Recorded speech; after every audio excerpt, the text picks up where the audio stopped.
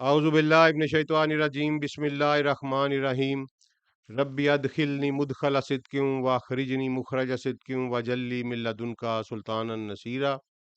अल्लाहुम्मा सल्लि अला सय्यदिना मुहम्मद व अला आलिहि व सहाबिहि व अज़वाजिहि व बारिक वसल्लम। अस्सलामु अलैकुम व रहमतुल्लाह।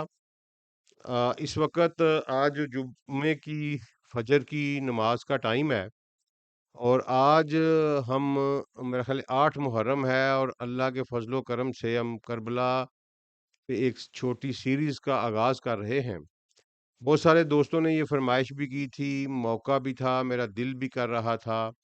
इसके अलावा किसी जगह के इस मुल्क से बाहर से किसी रूहानी शख़्सियत का हुक्म भी आया।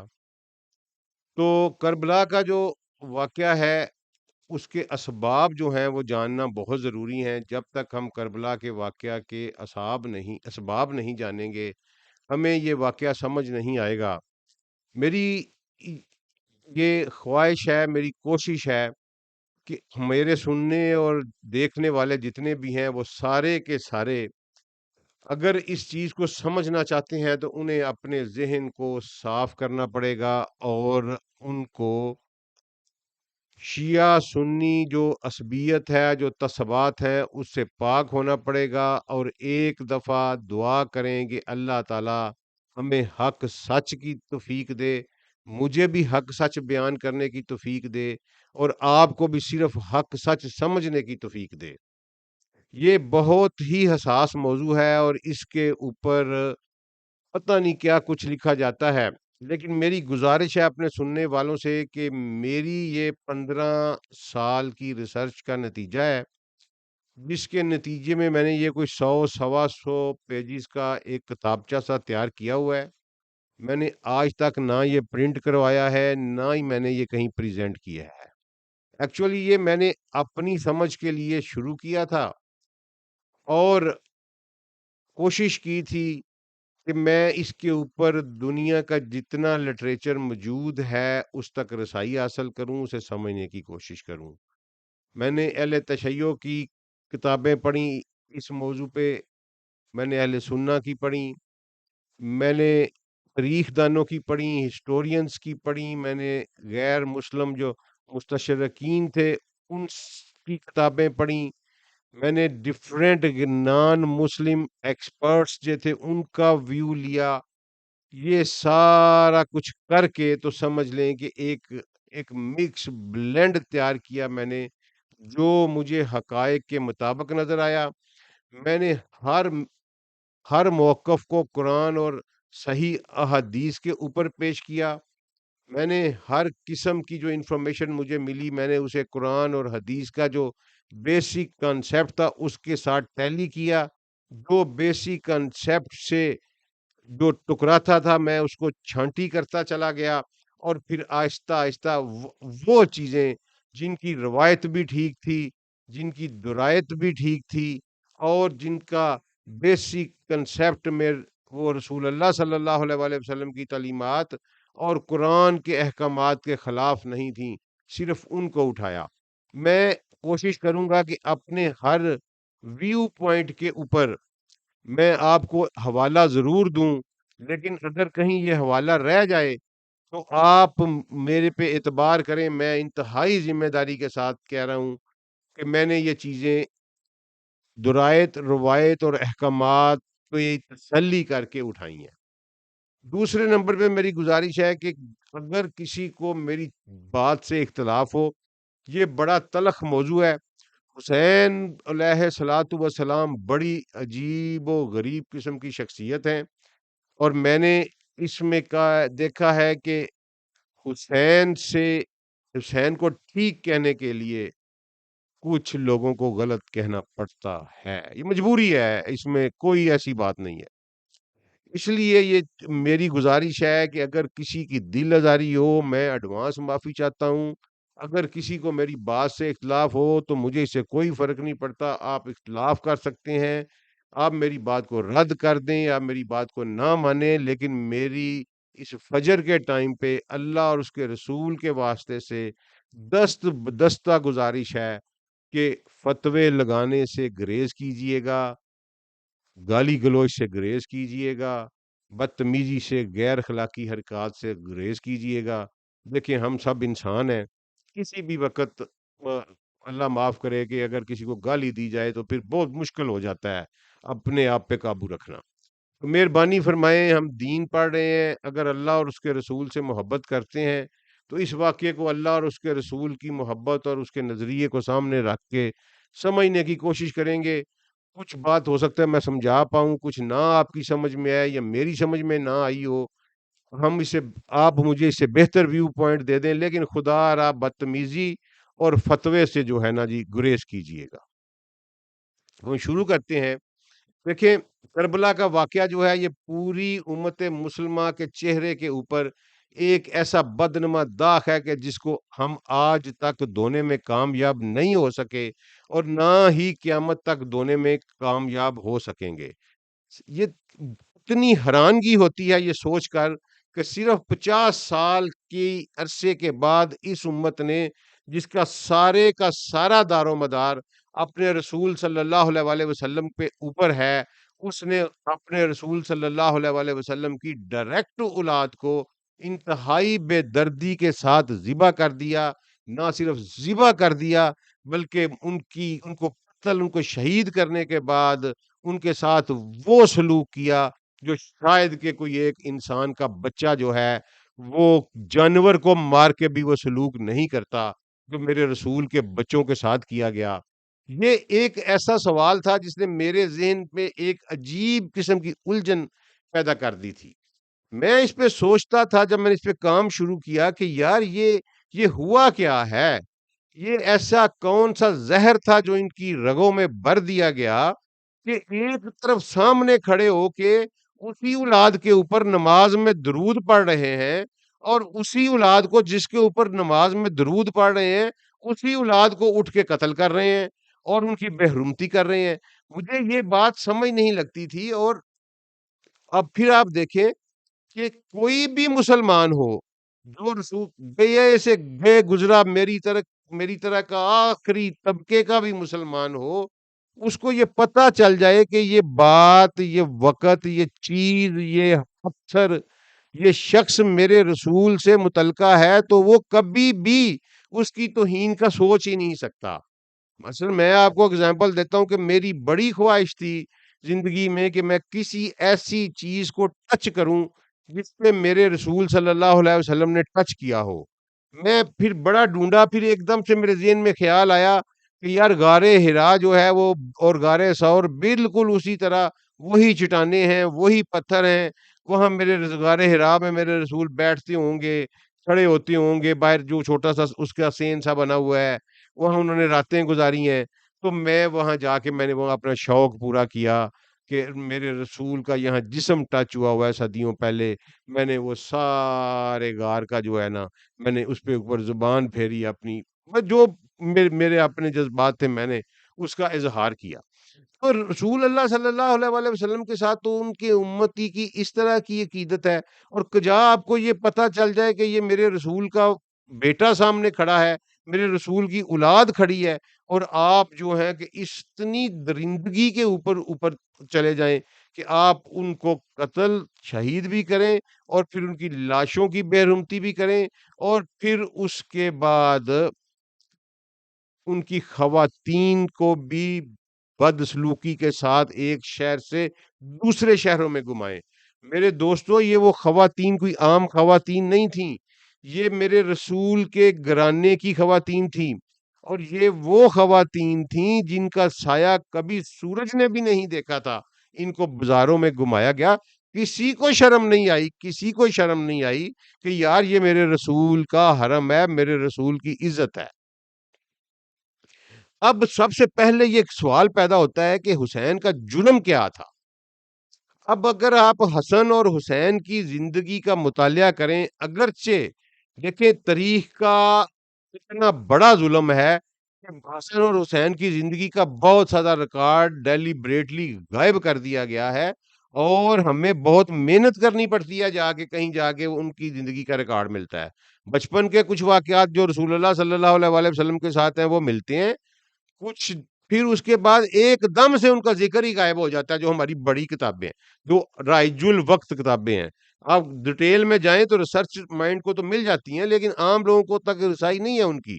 اور پھر جا کے پھر کوئی ایک دو واقعات مولا علی علیہ السلام کی حکومت میں آتے ہیں، اور اس کے بعد جناب یہ سارا کچھ جو ہے نا جی، یہ ختم ہو جاتا ہے، اور پھر وہ ان کی اینڈ پہ آ کے سارے واقعات آ جاتے ہیں۔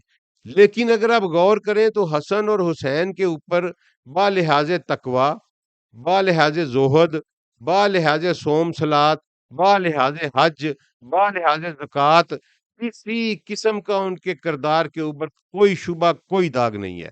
حسین نے کبھی کسی کا حق نہیں کھایا تھا، حسین نے کبھی کسی کی کے ساتھ زیادتی نہیں کی تھی، حسین نے کبھی کسی کا قتل نہیں کیا تھا، حسین نے کبھی کسی کے بچوں کو نہیں ستایا تھا، حسین نے کبھی کسی کی زمین پر قبضہ نہیں کیا تھا۔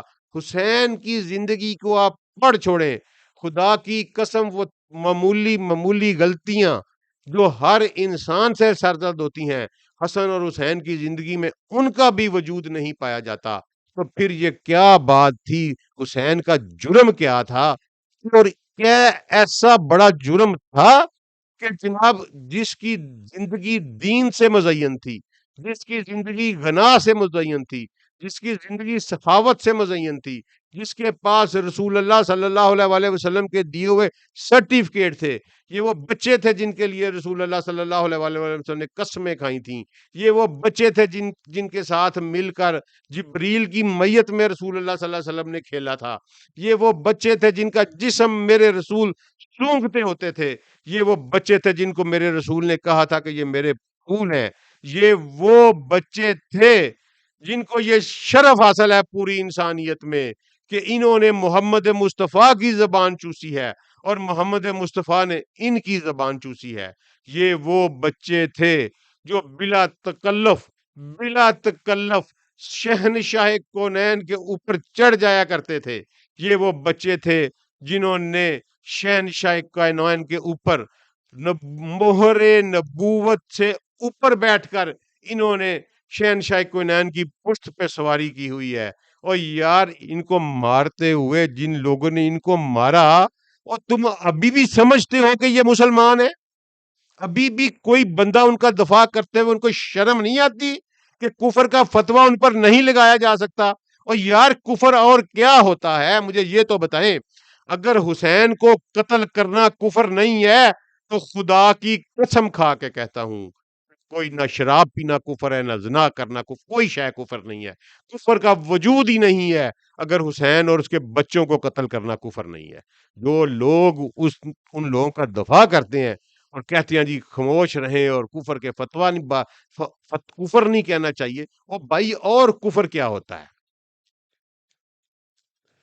اچھا اس کے علاوہ آگے چلیں تھوڑا سا آپ، تو جو آپ کو نظر آتا ہے نا سب سے بڑا جرم، حسین کا سب سے بڑا جرم اور حسین کا واحد جرم یہ تھا، حسن کا بھی یہی جرم تھا، حسین علیہم الصلوۃ والسلام کا بھی یہی جرم تھا کہ انہوں نے اس بات کو تسلیم نہیں کیا کہ حکومت اسلامیہ پر کسی ایسے شخص کو بٹھایا جا سکتا ہے جو اس پر بیٹھنے کا استحقاق نہیں رکھتا۔ دوستو یہ ذاتی کردار کی بات نہیں ہے، میں نے جان بوجھ کے اپنے پچھلے لیکچر کے بعد اس کو شروع کیا ہے کہ دین کا کتنا گہرا تعلق ہے ایوان اقتدار کے ساتھ، اس لیے جس نے دیکھنا وہ پچھلا لیکچر بھی ضرور دیکھے۔ کسی ایسے شخص کو نہیں بٹھایا جا سکتا، کسی ایسے شخص کو نہیں بٹھایا جا سکتا جو کہ حکومت اسلامیہ پر بیٹھنے کا استحقاق نہ رکھتا ہو، اور یہ سب سے بڑا اس دین کے ساتھ ظلم تھا، اس لیے سب سے بڑی قربانی جو تھی وہ پیش کی گئی۔ اس پہ رسول اللہ صلی اللہ علیہ وآلہ وسلم نے یہ مثال دے کے ثابت کیا کہ حکومت اسلامیہ کے اوپر کسی بغیر استحقاق کے بندے کو نہ بیٹھنے دینا، چاہے اس کے لیے اس کربلا کی قربانی کا یہ مطلب ہے کہ چاہے اس کے لیے تمہیں اپنے بچے بھی مروانے پڑیں، تو دریغ نہ کرنا۔ اور میں اس سے یہ سمجھا ہوں کہ چونکہ یہ سب سے بڑا ظلم ہے دین میں کہ حکومت اسلامیہ کے اوپر ایک غیر مستحق شخص کو بٹھایا جائے، اس لیے اس کے لیے سب سے بڑی قربانی چاہیے تھی، اور رسول نے سب سے بڑی قربانی اپنی اولاد کی پیش کی کہ کل کو کیا روزے قیامت میں کوئی یہ نہ کہے کہ محمد صلی اللہ علیہ وآلہ وسلم کے دین پر میرے بیٹے قربان ہو گئے ہیں۔ رسول اللہ صلی اللہ علیہ وآلہ وسلم نے اس دین کے اوپر، اس دین کی بقا کے اوپر، کیونکہ حکومت اسلامیہ دین کی بقا ہے، اس کی تحفظ کے لیے اپنے بیٹوں کی قربانی کو پیش کیا ہے اس امت میں۔ میں اس بات پہ جانا ہی نہیں چاہتا کہ یزید شرابی تھا، زانی تھا، وہ نمازی نہیں تھا، وہ فلاں تھا، بالکل فضول قسم کی بحث ہے، میں اس میں پڑھنا ہی نہیں چاہتا۔ دوستو، یزید ولی اللہ بھی ہوتا، یزید نمازی بھی ہوتا، یزید سجدے کر کر کے اس کی پیشانی بھی گھس گئی ہوتی، یزید پیدل حج بھی کرتا ہوتا، یزید سارا 24 گھنٹے روزے بھی رکھتا ہوتا، یزید 24 گھنٹے قرآن کی تلاوت بھی کرتا ہوتا، تو پھر بھی یزید حکومت اسلامیہ کے اوپر بیٹھنے کا مستحق نہیں تھا۔ وہ اس کا استحقاق کیوں نہیں رکھتا تھا؟ کیوں؟ آپ حیران ہوں گے کہ کیوں؟ بڑی سیدھی سی بات ہے، اگر قرآن کے کو مانتے ہو تو پھر اپنے آپ کو سرنڈر کرو، جو اس کے دفاع کرتے ہو، قرآن جو ان سب کا دفاع کرتے ہو، قرآن جو آج کے حکمرانوں کا بھی دفاع کرتے ہو، آج بھی وہی طاغوت کی طاقتیں حکمران ہیں پوری اسلامک ورلڈ کے اوپر، صریحاً خلاف ورزی اللہ کے حکم کی کیوں تھی؟ کہ شورا آیت ایک کھلی اور صاف ستھری قسم کی آیت ہے، آیت نمبر 38 ہے سورہ شورا کی، اور اس کا نام بھی اسی آیت کے حوالے سے ہی شورا رکھا گیا ہے، اور وہ آیت آپ پڑھ لیں، اس میں کیٹاگوریکل اللہ نے مسلمان مومنین کی تعریف کر کے کہا ہے کہ امرہم شورا بینہم۔ اب یہاں فراڈ نہیں چلنے دیں گے۔ فراڈ کیا ہوا یہاں؟ امر کا ترجمہ بدلا گیا۔ دوستو، الف میم را، امر عربی کا لفظ ہے، جب یہ بطور سنگولر نون استعمال ہوتا ہے تو اس کا مطلب حکومت ہوتا ہے، اتھارٹی ہوتا ہے، اس کے علاوہ اس کا کوئی اور مطلب نہیں ہوتا۔ جتنے ترجمہ کرنے والے پاکستان میں ہیں، کم از کم سارے بے ایمان ہیں، اس حد تک بے ایمان ہیں۔ میں آپ کو دکھاتا ہوں اس کے ثبوت کہ انہوں نے ظلم کیا کیا ہے۔ امرہم شورا و بینہم، ان کی حکومت ان کے مشورے سے بنائی جائے گی۔ امرہم، ان کی حکومت شورا مشورے سے ہوگی، بینہم ان کے درمیان میں مشورے سے بنائی جائے گی۔ اس کے علاوہ یہ بڑا امپورٹنٹ پوائنٹ ہے، اس کو سمجھنے کی کوشش کریں کہ امرہم کا لفظ استعمال کیا ہے، اس کا مطلب ہے کہ اس میں نبی کریم صلی اللہ علیہ وآلہ وسلم شامل نہیں ہے۔ امرہم شورا بینہم، ان کی حکومت ان کے مشورے سے بنائی جائے گی۔ یہ رسول اللہ صلی اللہ علیہ وسلم کے ذریعے سے امت کو پیغام دیا جا رہا ہے، اور یہ واضح طور پر پیغام ہے۔ میں نے شروع میں عرض کی تھی کہ شیعہ سنی عصبیت سے بالا ہوئیے گا، اب وہ موڑ شروع ہو رہا ہے لیکچر میں۔ ان کی حکومت ان کے مشورے سے بنائی جائے گی۔ اگر اس میں رسول اللہ صلی اللہ علیہ وآلہ وسلم شامل ہوتے اور یہ رسول اللہ صلی اللہ علیہ وآلہ وسلم کی زندگی کی حکومت کے بارے میں آتا تو پھر ہوتا امرکم، کہ آپ کی حکومت ان کے مشورے سے بنائی جائے گی۔ امرہم شورا بینہم، یہ امرکم شورا بینہم ہوتا، یہاں امرکم نہیں آیا، امرہم آیا ہے۔ اس کا مطلب ہے کہ یہ آیت قرآن کو سمجھیں، یہ آیت واضح طور پر رسول اللہ صلی اللہ علیہ وآلہ وسلم کے بعد ان کے اس دنیا سے تشریف لے جانے کے بعد کے یہ ایک روڈ میپ دیا گیا ہے اللہ تعالیٰ کی طرف سے قرآن پاک میں. اگر سیدی رسول اللہ کی موجودگی میں تو ان کی حکومت بن ہی نہیں سکتی. کس کی ضرورت ہے کہ وہ حکومت بنائے سیدی رسول اللہ کی موجودگی میں؟ اس لیے یہ ان کی حکومت امرہم their THEIR their government will be formed by their consultancy by the consultancy among them. اصل یہ مطلب ان کی حکومت ان کے مشورے سے بنائی جائے گی. جہاں رسول اللہ صلی اللہ علیہ وسلم کو حکم دیا گیا وہ ہے سورہ آل عمران آیت نمبر 159 میں کہا گیا شاورہم من الامر شاورہم من الامر حکومت میں ان سے مشورہ کیا کریں. اب آپ کو بات سمجھ آ گئی کہ رسول اللہ صلی اللہ علیہ وآلہ وسلم کو یہ حکم دیا گیا کہ شاورہم من الامر حکومت میں ان سے مشورہ کیا کریں. اور سورہ شورا میں مسلمانوں کو روڈ میپ دیا گیا کہ امرہم شورا بینہم ان کی حکومت ان کے مشورے سے بنائی جائے گی. اب یزید جیسا مرضی بھی تھا یزید کے پاس یہ اختیار ہی نہیں تھا کیونکہ وہ ولی عہدی کے ذریعے سے آیا تھا. اسلام کے قوانین میں کسی شخص کو یہ اختیار حاصل نہیں ہے کہ وہ ولی عہد نامزد کرے.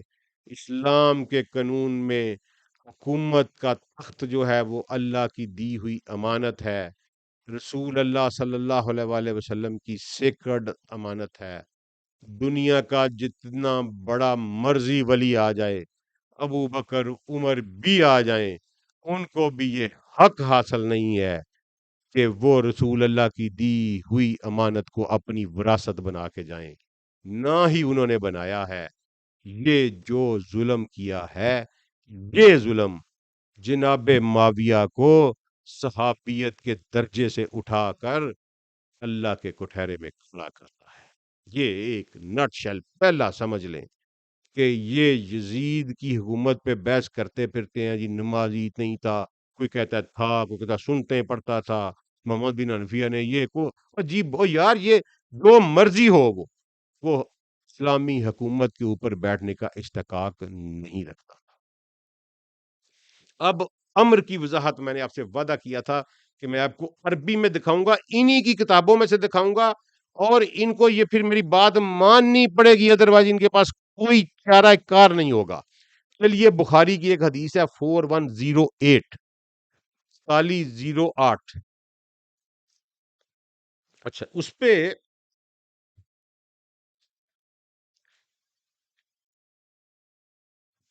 سیدنا عبداللہ بن عمر بیان فرما رہے ہیں اس حدیث میں چاہتا ہوں کہ میں یہ حدیث عربی میں آپ کے سامنے پڑھ دوں. ان سالم ان ابن عمر قال و اخبرنی ابن طوس ان اکرمہ بن خالد ان ابن عمر قال دخلت على حفصة ونوساتها نتف قلت قد كان من امر الناس ما ترين.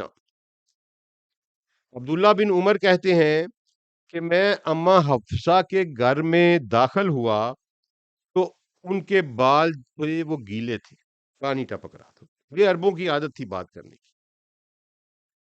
قلت میں نے کہا قد کان من امر الناس ما ترین, آپ دیکھ رہی ہیں کہ لوگ حکومت کے معاملے میں کیا کر رہے ہیں. امر الناس تمام حدیثوں کی کتابوں میں اس کا مطلب خلافت یا حکومت کیا گیا ہے. اگر یہاں امر کا مطلب خلافت حکومت کیا گیا ہے تو قرآن میں کیا بیماری پڑتی ہے تمہیں وہاں, کیونکہ تمہاری متھ ٹوٹ جاتی ہے, وہ تمام کی تمام ملوکیت کی متھ ٹوٹ جاتی ہے جس کے تم پروردہ ہو, جہاں سے چندے کھاتے ہو اور جہاں سے تمہارے پیٹ کی دوزخ کی آگ جو بجھتی ہے. یہ تم قرآن کے ساتھ، یہ میری نسلوں کے ساتھ تم نے یہ ظلم کیا ہوا ہے. وہی لفظ ہے یہاں بخاری 4108، جس کا مرضی ترجمہ اٹھا کے دیکھ لیں. میرے سامنے دارالسلام کا بھی پڑا ہے، میرے سامنے ایک اور ترجمہ بھی پڑا ہے، اور اسلام 360 بھی کھلی ہوئی ہے. اس میں آپ دیکھ لیں، اسلام 360 میں اس کا ترجمہ کیا گیا ہے حکومت. اب آگے چلیں. قد کان من امر الناس ما ترینا، آپ دیکھ رہی ہیں کہ لوگ حکومت کے معاملے میں کیا کہہ رہے ہیں. فلم یجعل لی من الامر شیئا، اور مجھے تو اس حکومت سے میں کوئی حصہ نہیں، میرا کوئی تعلق نہیں ہے اس من امری، اس حکومت کے ساتھ. پھر امر کا لفظ آیا ہے. فقالت، اما نے کہا، الحق، ٹھیک ہے یہ بات. فإنهم ينتظروا فإنهم ينتظرونك وأخشى أن يكون في احتباسك عنهم فرقة. اما نے کہا کہ تمہاری بات ٹھیک ہے کہ تمہارا اس سے کوئی لینا دینا نہیں حکومت کے معاملے سے، لیکن وہ مسجد میں تمہارا انتظار کر رہے ہیں، اور مجھے ڈر ہے کہ اگر تم نہ گئے تو فرقہ پیدا ہو جائے گا. فلم تدعوہ، کہتے ہیں جی میں نے تھوڑی سی مزاحمت کی، یا سمجھ لیں کہ میں نے ریزسٹنس دکھائی، نہ جانا چاہا، لیکن میں چلا گیا. حتی ذہبا، حتیٰ کہ میں چلا گیا. فلما تفرق الناس، اور جب لوگ تھوڑا سا پیچھے پیچھے ہٹے، چھٹ گئے لوگ. خطب معاویہ، معاویہ نے خطاب کیا. قالا، معاویہ نے کہا، من کان یرید ان یتکلم فی هذه الامر، کون ہے جو حکومت کے معاملے میں بات کرنا چاہتا ہے. سنتے جائیے گا، سنتے جائیے گا. کون ہے جو حکومت کے معاملے میں بات کرنا چاہتا ہے، پھر امر کا لفظ ہے. من کان یرید ان یتکلم فی هذا الامر، کون ہے جو اس حکومت کے معاملے میں بات کرنا چاہتا ہے. فَلْيُطْلِعَ لَنَا قَرْنَهُ، ہمارے سامنے اپنے سر کو اٹھائے، ہمارے سامنے اپنا سینگ اٹھائے. ہمارے سر مطلب ہے کہ ہمارے سامنے، لنا ہمارے سامنے اپنا سر اٹھائے. فَلْنَحْنُ أَحَقُّ بِهِ، ہم اس سے زیادہ حق رکھتے ہیں اس کا حکومت کا. وَمِنْ أَبِيهِ، اور اس کے باپ سے بھی زیادہ رکھتے ہیں. کون تھا عبداللہ بن عمر کا باپ؟ بتاتا ہوں کون تھا. وہ اپنا سر اٹھائے. ہم فَلْنَحْنُ، ہم احق، حق رکھتے ہیں، بھی اس حکومت پر، منہ، اس سے بھی جو بات کرنا چاہتا ہے، وَمِنْ أَبِيهِ، اور اس کے باپ سے بھی زیادہ اس حکومت کا حق رکھتے ہیں.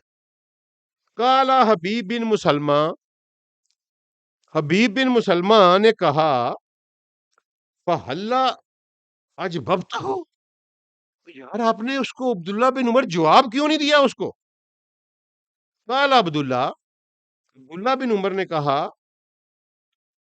فَحَلَلْتُ جُبُوتِي وَحَمَمْتُ أَنْ أَقُولَ أَحَقُّ بِهَذَا الْأَمْرِ مِنْكَ،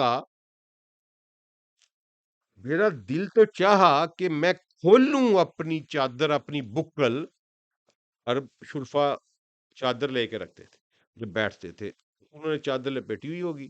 انہوں نے کہا میرا دل چاہا کہ میں کھولوں اپنی چادر اور بکل، اور اگریسو انداز میں اپنی باڈی لینگویج کو اگریسو بناتے ہوئے میں اس کو بتاؤں، ان اقولا احق بہذا الامر من کا، اس حکومت پر اس کا حق ہے، من قتل کا، جس نے تیرے ساتھ جنگ کی ہے، وہ ابا کا، اور تیرے باپ کے ساتھ جنگ کی ہے، علی الاسلام، اسلام کے اوپر.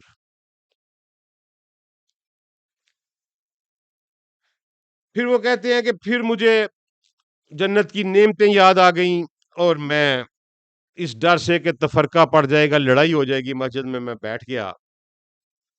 کالا حبیب، حبیب نے کہا، او فزتا و او سمتا، کہ اس آپ نے اپنی جان بھی بچائی اور اپنی عزت بھی بچائی.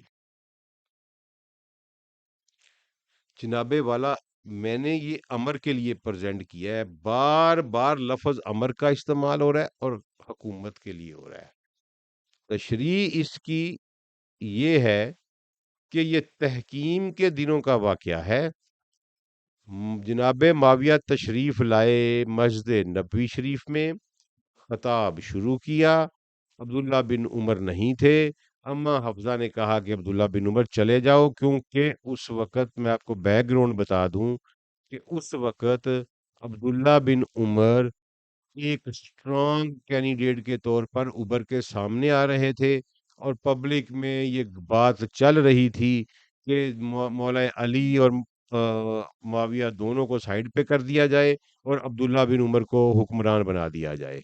تو اسی پس منظر میں معاویہ نے عبداللہ بن عمر کو دیکھتے ہی کہا کہ کون ہے جو حکومت پہ کے معاملے میں بات کرنا چاہتا ہے، میرے سامنے اپنا سر اٹھائے. میں خود سے بھی اور اس کے باپ سے بھی زیادہ حکومت کا حق رکھتا ہوں. کہاں عمر ابن الخطاب اور کہاں معاویہ ابن سفیان. اگر آپ مسلمان ہیں، اگر آپ مومن ہیں، اگر آپ رسول اللہ صلی اللہ علیہ وآلہ وسلم پر ایمان رکھتے ہیں، اگر آپ کو یہ احساس ہے کہ آپ کے خیالات اور آپ کے اس سوچوں کا بھی حساب لیا جائے گا آپ سے، اپنے دل پہ ہاتھ رکھ کے سوچے کہ کیا معاویہ اور عمر ابن الخطاب کوئی میچ ہے؟ اور یہ کیا عمر ابن الخطاب کی گستاخی نہیں ہے؟ عمر ابن الخطاب سے محبت کرنے والوں، سوچو اس کے اوپر. ہم نے تو سوچا ہے، کیونکہ ہماری تو جان ہے عمر ابن الخطاب، سر کا تاج ہے. بیٹے کا نام رکھا ہے عمر ابن الخطاب کے نام کے اوپر. اس بیٹے کو لے کے گیا ہوں اور رسول اللہ صلی اللہ علیہ وسلم کے دربار پر، سیدی رسول اللہ کے سامنے کھڑے ہو کے، ان کے در کے دروازے کے اوپر کھڑے ہو کے مانگی دعا کہ یا رسول اللہ، میرا عمر آپ کی عمر جیسا تو نہیں ہو سکتا، لیکن 10% عطا کیجئے گا. دوسرا بیٹا علی ہے، اس کو بھی ایسے ہی لے کے گیا رسول اللہ صلی اللہ علیہ وسلم کے دروازے کے اوپر. یہی دعا کی، یا رسول اللہ، آپ کے علی جیسا تو سوچ بھی نہیں سکتے. صرف 10%، 10% علی کی شفاعت عطا کی. عمر اور علی ہماری جان ہے، ہمارے دل کا تاج ہے. ہم سے یہ برداشت نہیں ہوا، کسی مسلمان سے برداشت نہیں ہوگا کہ عمر کی توہین اس طرح کی جائے کہ اس کے بیٹے کو کہا جائے کہ میں تیرے باپ سے زیادہ حکومت کا حقدار ہوں. یار خدا کا خوف کرو، یار کچھ خدا کا خوف کرو. اور حالت یہ تھی کہ جناب عمر ابن الخطاب کے سامنے معاویہ کی ٹانگیں تھر تھر کانپتی ہوتی تھی. جب کبھی اس کو بلایا جاتا تھا تو 15 بندوں سے یہ پوچھتے تھے کہ کیا رولا ہے، مجھے کیوں بلایا گیا ہے. میں کہتا ہوں کاش یہ بات کبھی وہ کرتے عمر ابن الخطاب کے سامنے، یہی بات عبداللہ بن عمر کو کہتے کہ میں تیرے باپ سے زیادہ اس حکومت کا حقدار ہوں، تو میں دیکھتا کہ پھر سر کس کا سلامت رہتا ہے. آگے چلیے. یہ میں نے امر ان پہ ثابت کرنا ہے کہ امر کیا ہوتا ہے. ابھی قرآن کی آیت پہ کھڑا ہوں میں، امرہم شورا و بینہم، ان کی حکومت ان کے مشورے سے بنائی جائے گی. آگے چلیے. بخاری کی حدیث ہے 4240، مشہور زمانہ حدیث ہے، بہت بڑی. اور یہ آرگومنٹ ہے جناب سیدنا ابو بکر صدیق اور جناب سیدنا مولا علی علیہ الصلوۃ والسلام کے درمیان میں. یہ پہلا آرگومنٹ ہے جو خلافت کے مسئلے کا جب نزاع پیدا ہوا تو اس کے بعد یہ پہلا آرگومنٹ ہے. اور اس میں بھی لفظ امر ہی استعمال ہوا ہے، خلافت خلوفت کا لفظ یہاں کہیں استعمال نہیں ہوا. بخاری ہے، عربی پڑھ لیں. میں چونکہ بہت لمبی حدیث ہے میں اس کو جو ریلیونٹ پورشن ہے امر کے حوالے سے میں وہ آپ کو پڑھ دیتا ہوں۔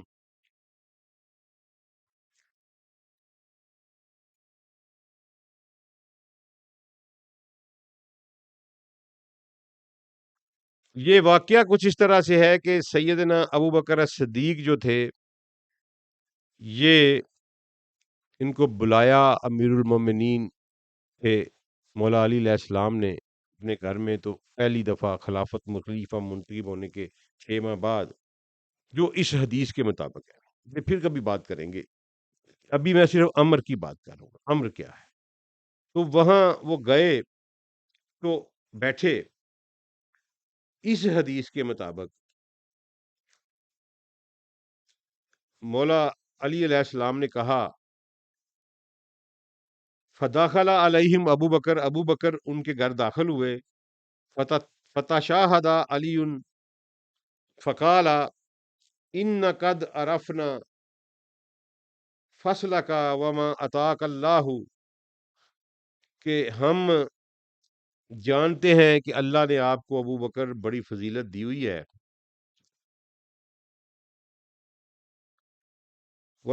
ولم تنفس علیہ کا خیرن ساکہ اللہ، اور جو خیر تمہیں الہی کا، جو خیر تمہارے اوپر اللہ نے کی ہوئی ہے، ہم اس کا انکار نہیں کرتے، وَلَكِنَّكَ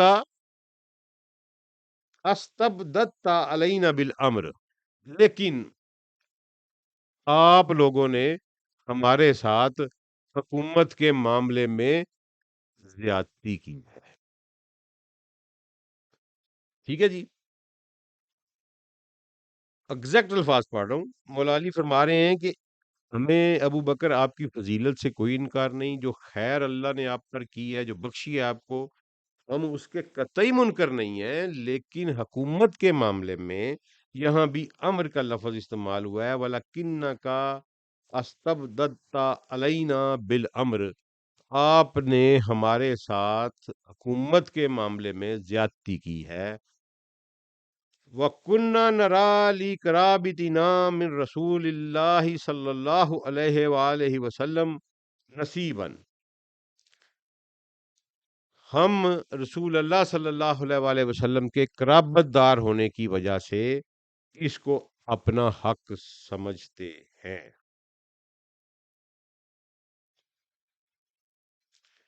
اس کے بعد جو ہے جی وہ پھر آگے ابو بکر صدیق رضی اللہ تعالیٰ عنہ کا جواب ہے، ٹھیک ہے۔ پھر اس کے بعد یہ ہے کہ انہوں نے بیعت کر لی، مولا علی علیہ السلام نے مسجد میں جا کے صلح ہو گئی، ابو بکر بھی روئے، علی بھی روئے۔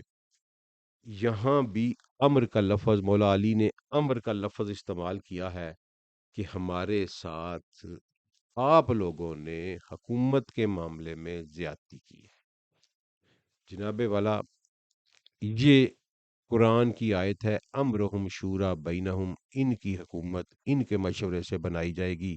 ایک بہت بڑی گتھی سلجھا کے جا رہا ہوں، چاہے شیعہ مائنڈ کریں، چاہے سنی مائنڈ کریں، اس آیت کی روح سے قرآن کی اس واضح آیت میں نے امر ثابت کر دیا ہے۔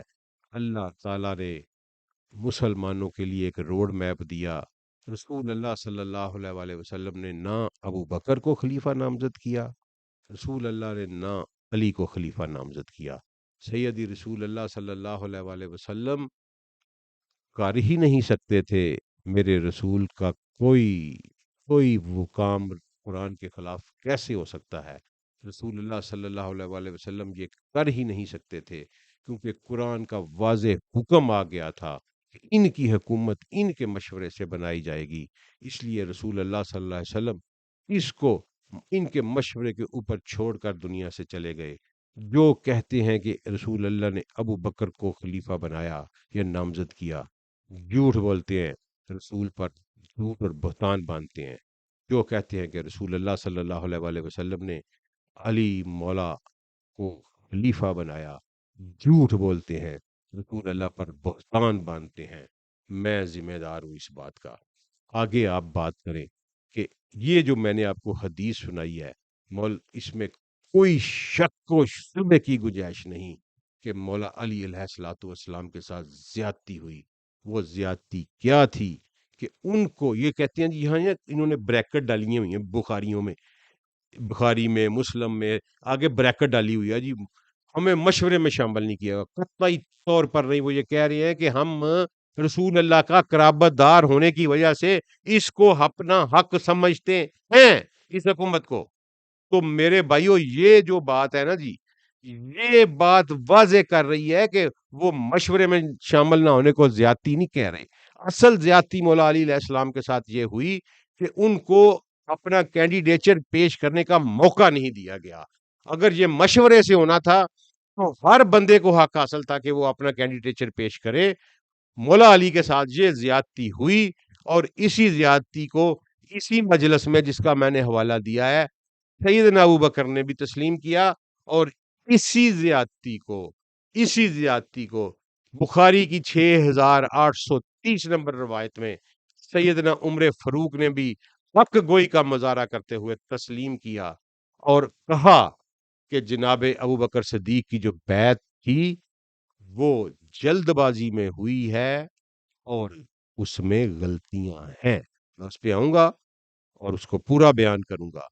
وہ اسی لیے میں اپنے اہل تشیع حضرات سے کہتا ہوں کہ خدا کا خوف کریں۔ ان میں سے جو لوگ شیخین سیدنا ابوبکر الصدیق اور سیدنا عمر فاروق پر زبان درازی کرتے ہیں، میری ان سے گزارش ہے کہ خدا را یار حقیقتیں دیکھ لیں۔